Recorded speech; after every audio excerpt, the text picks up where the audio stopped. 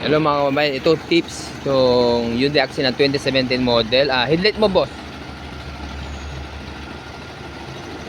So, mahina tong kaliwa. Yung kanan okay, di ba? High and low mo. High and low. O so ito hindi ano to. Ayun, wala oh. Wala headlight eh. So gumagana doon. High and low. So wala dito. Kapag gano'n nang nangyari, check natin yung fuse. Dito. Yan. 2017 ba na yung Daxin ha. Saan makikita ang fuse? So ito. Yan. Right. Tapos left. 10 amperes. Ito. Itong taas. So pag may test light ka, makikita. Igagawin mo yung test light. Tapos, i-check natin yung fuse ha.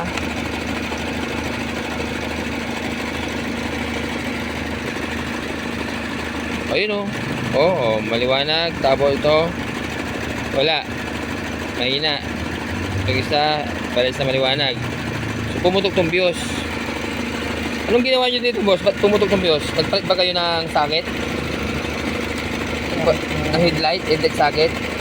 O ano? Yun. So, nagdikit yun. Hindi, nung nakalala kasi, nagganyan na siya. So ito. Saan makikita fuse? Pinalitan ko nga nung socket. Ako na nagpalit. Kayo na nagpalit yan. Nagdikit yan kaya pumutok tong fuse. Pero 15 ang nakalagay lang dito, 10 eh. 10 nilagay natin ha. 10, yan natin sa 10. Okay, so yan yung so ito. Yung 10. Lagay natin dito yan. Tignan nyo, kanina walang ilaw yung kaliwa. Yan. Testing. Okay, yun na. Sige, meron na Ayan lo mo. Ayan lo.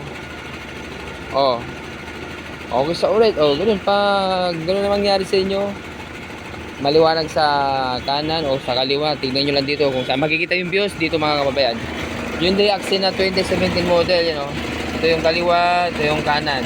Ayun makikita naman dito. Ito na yun. Ito. 10 amperes. Binalik na natin sa 10. Ang nakalagay, 15 Wala na siya. so nagdikit siguro nung nagtabit sila. Ganun lang ka-basic.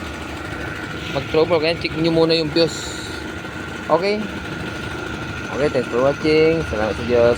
Bye-bye.